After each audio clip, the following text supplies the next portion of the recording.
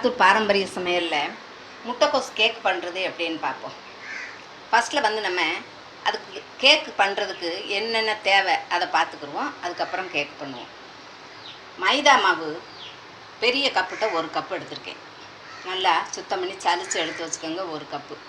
இதுக்கு வந்து அரை கப்பு ஜீனி எடுத்து வச்சுருக்கேன். கொஞ்சம் ஜீனி அதிகமாக வேணுன்றவங்க கொஞ்சம் அதிகமாக எடுத்துக்கோங்க. நான் வந்து 1 கப்புக்கு அரை கப்பு வீதம் எடுத்து வச்சுருக்கேன். 1 முட்டை எடுத்து வச்சுருக்கேன். கொஞ்சம் சோம்பு 1 ஸ்பூனு, 2 ஏலக்காய், கொஞ்சம் பேக்கிங் சோடா கொஞ்சம் எடுத்திருக்கேன்.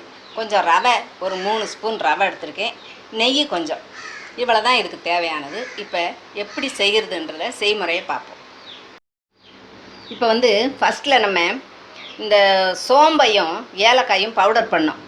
அது நசுக்கணும்னா கொஞ்சம் குறகுறப்பாக இருக்கும். நம்ம இந்த ஜீனி கூட போட்டு பவுடர் பண்ணிக்கிடுவோம். பாருங்க, ஜீனியை போட்டேன். இது 2 ஏலக்காய், கொஞ்சம் சோம்பு. இதை இப்போ பவுடர் பண்ணி காட்டுறேன். பவுடர் பண்ணிக்கிடுவோம். பாருங்கள், சோம்பையும் ஏலக்காயும் போட்டு ஜீனி கூட பவுடர் பண்ணி எடுத்தாச்சு. இப்போ வந்து நல்ல ஒரு அகலமான பாத்திரம் எடுத்துக்கோங்க. நல்ல வாயகன்ற பாத்திரம். இதில் மைதா, அதுக்கப்புறம் பவுடர் பண்ணி வச்சுருக்கோம்ல அதையும் போட்டுக்குவோம்.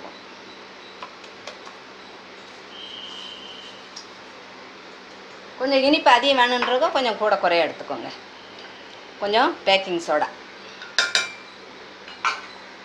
இது கூட முட்டையை உடைச்சி ஊற்றிக்குவோம்.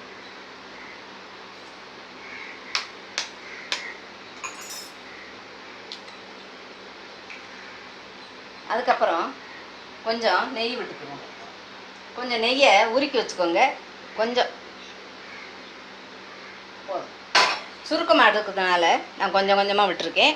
நீங்கள் எவ்வளோ எடுக்கிறீங்களோ அதுக்கு தகுந்த மாதிரி விட்டுக்கோங்க. இப்போ வந்து இதில் கொஞ்சம் தண்ணீர் விட்டு பிசைஞ்சுக்கிடுவோம்.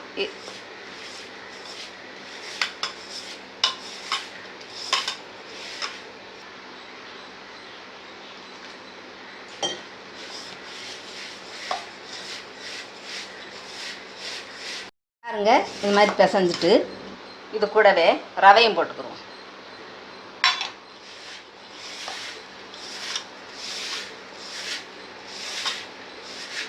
பிசைஞ்சாச்சு. இப்போ வந்து நம்ம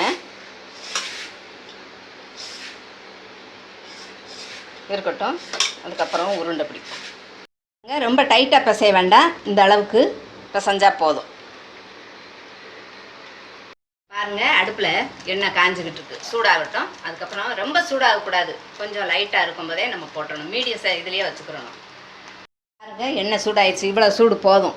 இப்போ வந்து கையில் லைட்டாக எண்ணெயை தொட்டுக்கோங்க. மாவு ஒட்டுச்சுன்னா கொஞ்சம் மாவு எடுத்து, ரொம்ப பெருசாகவும் போடாதீங்க. கொஞ்சம் மீடியமாகவே இருக்கட்டும். பெரிய உருண்டையே வேண்டாம். நம்ம வீட்டில் சாப்பிட்றது தானே. கடைகளுக்கு பெரிய பெரிய உருண்டை போடுவாங்க. அதே நம்ம வந்து மீடியமாக வச்சுக்கணும்.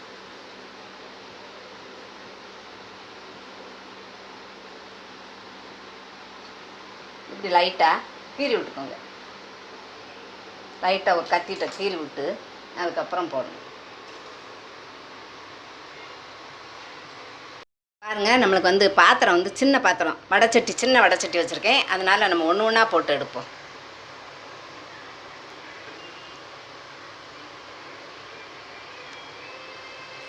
தீ வந்து ஸ்லோவாகவே இருக்கணும். மெதுவாக வைங்க. ரொம்ப கூட்டி வச்சிடாதீங்க. குறைச்சே வச்சுருங்க. நம்மளுக்கு வந்து வேகணும். உள்ளே இருக்கிறது நல்லா வேகணும். பாருங்கள், இதே மாதிரி இருக்கிற மாவு எல்லாத்தையும் கேக் பண்ணி எடுத்துக்கணும்.